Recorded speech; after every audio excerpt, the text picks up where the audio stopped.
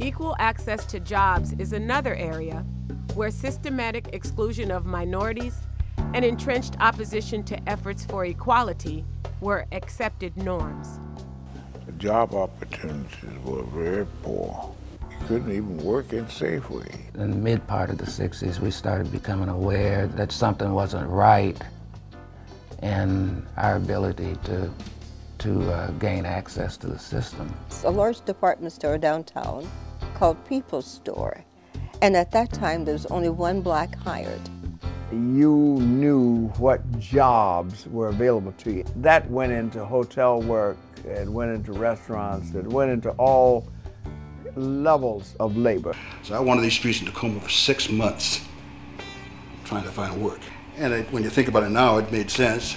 First of all, I was young, I had no education, I had no skills, and I was black. There wasn't much to do outside of low-wage jobs, bagging groceries and shining shoes. I walked the Tide Flats, walked all the furniture stores, everything down there, and you'd see them take application, you'd turn back around, you see them put in the wastepaper basket.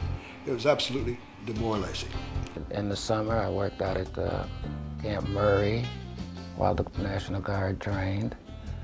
And that was fantastic. I made more money than my parents shining shoes at Camp Murray. In education, there were schools where black teachers were expected and where black teachers were not. Tacoma branch of the NAACP went to the administration of People's Store and said, we come in, we buy, and we don't see anyone here but this one person.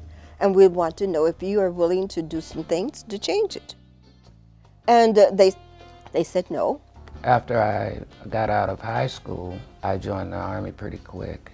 I really wanted to go to college. And I didn't have an avenue because I wasn't a fantastic athlete. I was still in reserves, and they had a little guy in my company, his name was Jim Cook.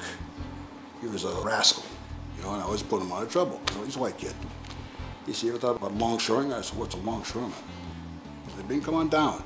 And that's how I got started in the waterfront. Nobody applied to be a conductor on a railroad because the best job you could get was maybe a Pullman car porter or the one who fed the coal in the firebox, but you weren't going to run that train.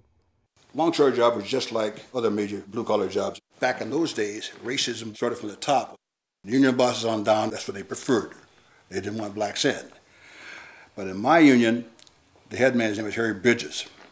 He believed for them to succeed, he had to mix.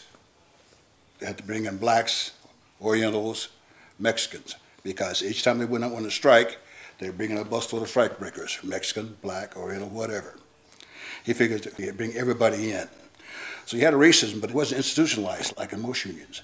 Economics, really foundation discrimination, and that it was very real. If you can't work, you cannot buy. If and if you don't push, you can't achieve. So there was a demonstration in front of People's Store saying that if you don't hire us, we aren't coming in there to buy, which was the normal thing to do. And then after 4 or 5 weeks with the NAACP out there, they changed and started hiring more. Wherever we could find an opening, we tried to get in. Step by step, it wasn't like we're going to do this. We do it only if pushed. And if we said nothing, nothing happened. We protested, we marched. Jack Tanner, who was president of the NAACP, the Ministerial Alliance, and Reverend Brazil and all, integrated the department stores before the mall was built.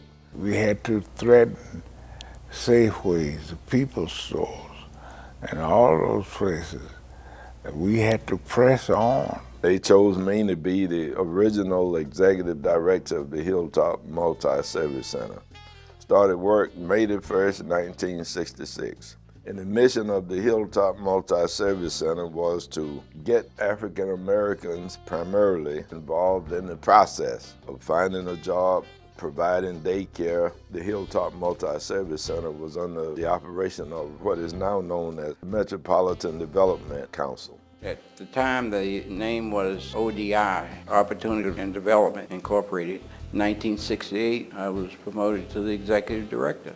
They were genuinely interested in changing things in Tacoma. Being pretty young at that time and having come out to service, we had identified that young black kids were not being served properly. The establishment weren't able to reach these people.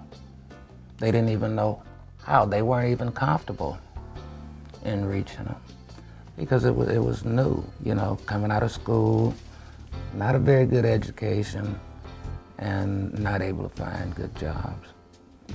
And so I took over and helped design a project called Youth Contact through Model Cities. We did a pretty good job. It wasn't open all the way like it is now. We searched, but yeah, we could find different jobs.